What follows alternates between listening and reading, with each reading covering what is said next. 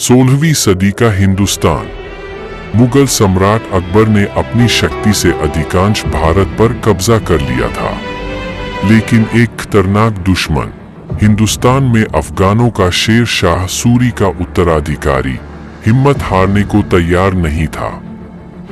5 नवंबर 1556 को पानीपत का मैदान युद्ध का रंगमंच बना।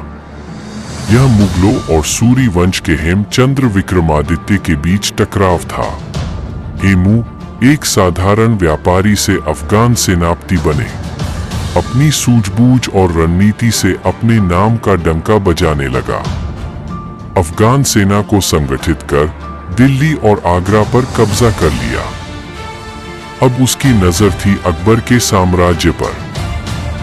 वहीं दूसरी तरफ मुगलों के युवा सम्राट अकबर और उनके संरक्षक बैरम खान हेमू के बढ़ते प्रभाव से चिंतित थे। अकबर महज 13 साल के थे, लेकिन बैरम खान की बुद्धिमानी और नेतृत्व ने उन्हें आश्वासन दिया। 5 नवंबर 1556 को पानीपत के मैदान में दोनों सेनाओं का आमना सामना हुआ। एक तरफ हेमू की अफगान सेना और दूसरी तरफ अकबर के मुगलों की विशाल सेना। हेमू ने अपने सैनिकों को खुद नेतृत्व करते हुए पहली बटालियन को भेजा। हेमू खुद युद्ध के मैदान में घोड़े पर सवार होकर अफगान सेना का नेतृत्व कर रहा था। उसकी तलवार मुगलों पर कहर बरसा रही थी, लेकिन तभी भाग्य ने करवट ली। युद्ध के बीच अचानक एक तीर हेमू की आंख में आकर लगा। हेमू घायल हो गया और उसकी सेना में अफरा तफरी मच गई।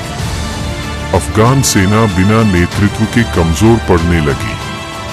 हेमू की हार के बाद मुगलों ने युद्ध पर विजय प्राप्त की। अकबर की सेना ने अफगान सेना को पछाड़ दिया और पानीपत के मैदान में जीत का डंका बजाया। यह मुगल साम्राज्य की स्थिरता के लिए एक निर्णायक क्षण था। पानीपत की दूसरी लड़ाई ने हिंदुस्तान के इतिहास की दिशा बदल दी। अकबर ने दिल्ली पर अधिकार कर लिया और अपना साम्राज्य स्थिर किया। यह युद्ध सिर्फ दो सेनाओं की टकराहट नहीं था, बल्कि एक नए युग की शुरुआत थी। यह कहानी बताती है कि कैसे पानीपत की दूसरी लड़ाई ने हिंदुस्तान के भविष्य को बदल दिया और अकबर के साम्राज्य की नींव रखी।